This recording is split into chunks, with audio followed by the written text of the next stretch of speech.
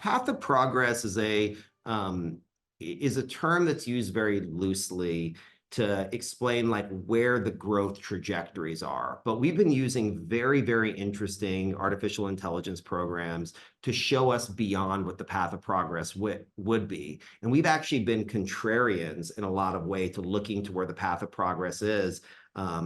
And then creating a gravity point. So in Kyle, our 318-acre development, which is made headlines all over the world, is on the east side of Kyle, where west side of Kyle is really the part that started to get the growth. And we believe that opportunity that, so in Beverly Hills, as an example, when the SLS was built, Sam Nazarian financed the SLS, we had this conversation, and what he called it was Beverly Hills adjacent.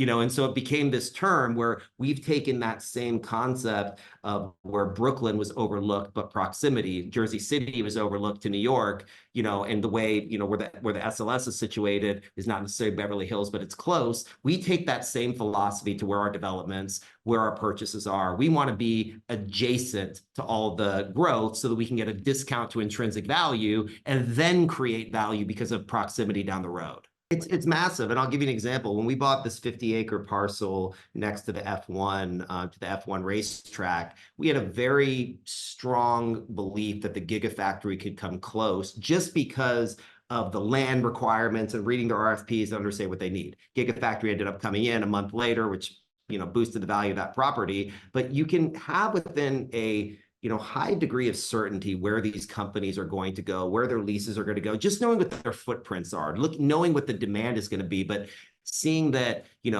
Tesla now has their global headquarters in Texas, and he got into, a big fight with Delaware about his pay package, is now reincorporating Tesla in Texas. Oracle just moved, their global headquarters. In fact, Texas has more Fortune 500 company headquarters than any place on the planet. And so these larger centers of gravity allow us to make other decisions, and we want to be a support mechanism to these corporate relocations. Like, so when we built our 600,000 square foot industrial park, we saw it as a support system for the Gigafactory.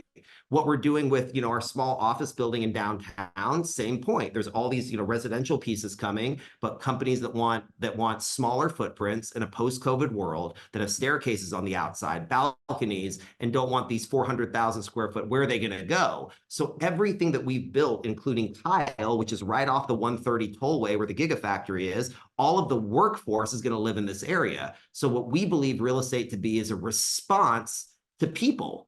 So everything about what we're doing is about these population migration trends, whether it's from corporate, whether it's other centers of gravity, within this path of progress, as you say. But we are a support mechanism. We are a custodian of community. So when we take on that duty, we want to make sure that we are building things, creating things that can help people live within the ways that they want to live, almost like a behavioral psychology exercise.